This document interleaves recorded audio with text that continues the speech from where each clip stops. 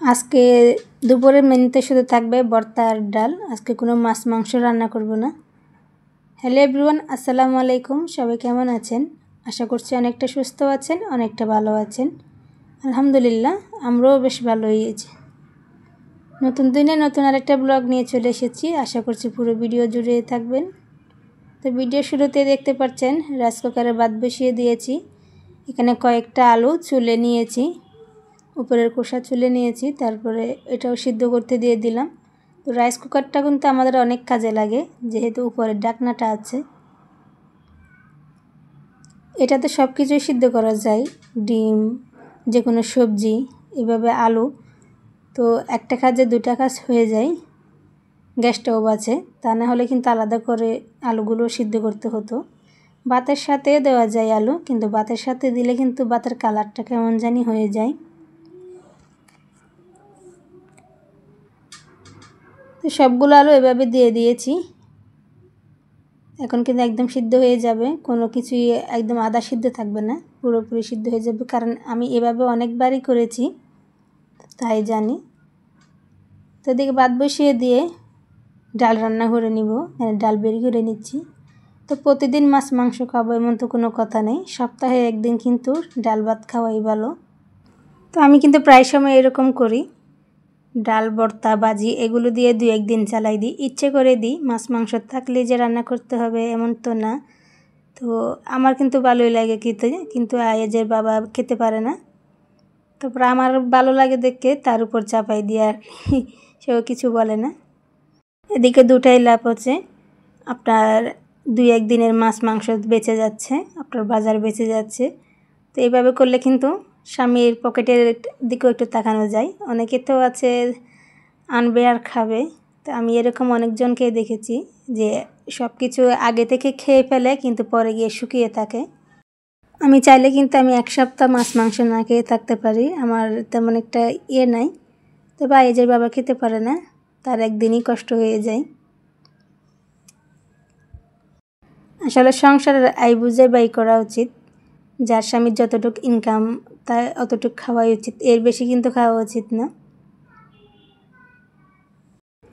তো মেয়েদের ক্ষেত্রে কিন্তু অনেকে অনেকভাবে বিলাসিতা করে, কেউ কাপড় চোপড় নিয়ে, কেউ সাজগোজে নিয়ে।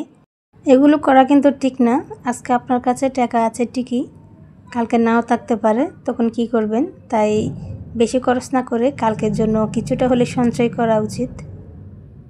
তো ডালটা সিদ্ধ হয়ে গিয়েছে, আদা সিদ্ধ হয়ে গিয়েছে। এখন এর মধ্যে পেঁয়াজ দিয়ে দিয়েছি, রসুন কুচি দিয়ে দিলাম, সামান্য আদা রসুনের পেস্ট দিয়ে দিয়েছি, কাঁচামরিচ দিয়ে দিচ্ছি। অনেকে অনেকভাবে ডাল রান্না করে, তা আমিও করি। আমি যেদিন যেরকম মন চাই ওরকমই করে ফেলি।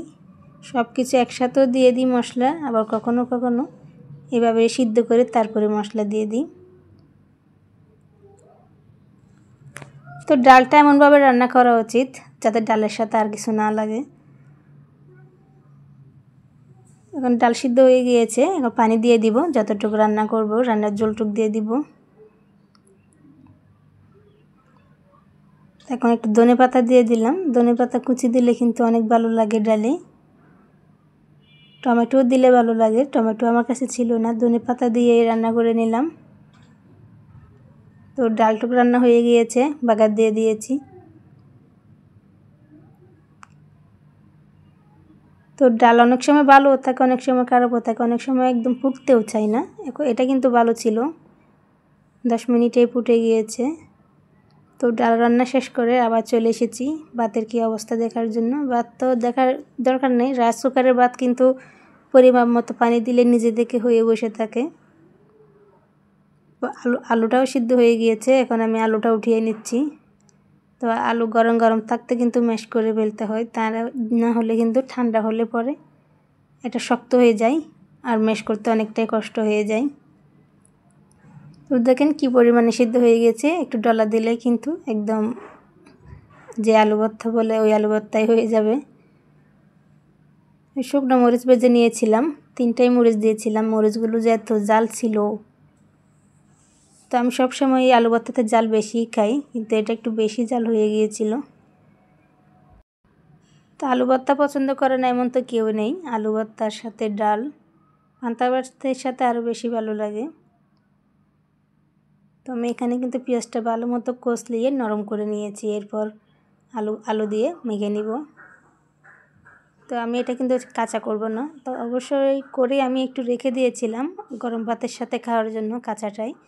পরে আমি বাগার দিয়েছি। তো কাঁচা আলু ভর্তা কিন্তু সরিষার তেল দিয়ে অনেকটাই ভালো লাগে, কাঁচা পেঁয়াজ কাঁচা আলু দিয়ে। তো ভর্তাটা হয়ে এসেছে, ভালো মতো মাখিয়ে নিয়ে রেখে দিব। পরে বাগার দিয়ে দিব। আলু ভর্তা কিন্তু গরম গরম খেলে ভালো লাগে গরম ভাতের সাথে। তো এরপরে আবার ভর্তা করব। তো আপনাদের ভাইয়া শিখিয়ে দিয়েছিল কিভাবে ভর্তা করতে হয়, যে পটল ভর্তা করব, তাই ওর শেখানো পদ্ধতিতে আমি আজকে ভর্তাটা করব, দেখি কী রকম হয়। তো ওটা তো আমি খেয়ে ফেলেছি, পরে বয়স দিচ্ছি। আসলে অনেকটা মজা হয়েছিল। আমি এমনি সচরাচর যেভাবে পটলটা ভর্তা করে থাকি তার থেকে অনেক বেশি মজা হয়েছিল। তো আমি এখন থেকে এইভাবেই ভর্তা করব ঠিক করে নিয়েছি। তো পটলের সাথে 2-3টা রসুন দিয়ে ভালো করে সিদ্ধ করে নিয়েছি। তো পানিটা একদম শুকিয়ে নিয়েছি। এখন এটা শিলপাটায় বেটে নিব। তো মাঝে মাঝে ওদের বুদ্ধিটাও একটু ধরতে হয়। তো ভালো বুদ্ধি দিয়েছিল, আমাকে শিখিয়ে দিয়েছিল কিভাবে কি করতে হয় না হয়। আমি বলতেছি আমি তো এভাবে কোনো সময় করি নাই, তারপর করে দেখলাম আসলে বেশি মজা হয়েছিল। এটা সিদ্ধ হয়ে গিয়েছে দেখে এটা বাটতে কিন্তু কোনো কষ্ট হয় নাই, একটু ডালা দিলে হয়ে যাচ্ছিল। কষার তেলে একটু বেশি বার দিতে হয়েছিল। তো এভাবে সবগুলো পটল আমি বেটে নিব। এরপর পেঁয়াজ কেটে নিয়েছি, এখানে রসুনটাও দিয়ে দিব। এখন একটু সামান্য লবণ দিয়ে এখন ভালো মতো বেটে সব কিছু মিক্স করে নিব। আসলে যে প্রথমে আমি লবণ দিই নাই, পটলটা সিদ্ধ করার সময় লবণ দিই নাই, তো লবণটা এখন দিয়ে দিচ্ছি।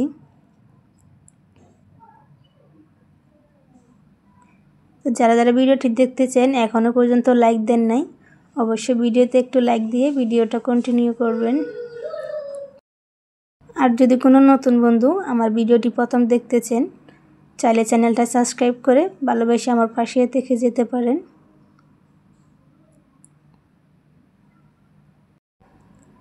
তো এই যে সবগুলো বাটাবাটি করে মিক্স করে নিব, পরে আবার বাগার দিতে হবে। তো একটু ভর্তা খাবো, ভালো মতো তো করেই খেতে হবে, তাই না? এই যে কষ্ট তো থাকবেই। সিদ্ধ করলাম, বাটলাম, আবার এখন বাগার দিব। তো আমি সবসময় বেজে তারপর বাটি, এইভাবে আজকে সিদ্ধ করলাম ওর আব্বুর কথা শুনে। তো এখন বাগার দিয়ে দিলাম, ওই কড়াইতে দিয়ে দিয়েছি, কড়াই আর দুই নেই। আমি যত কাজে পাকে দিতে পারি অতই ভালো। তো এভাবে একটু ভালো মতো কষিয়ে নিব আর কি, শুকিয়ে নিব, যাতে কড়াই থেকে এটা আলগা হয়ে যায়, তখন নামিয়ে নিব।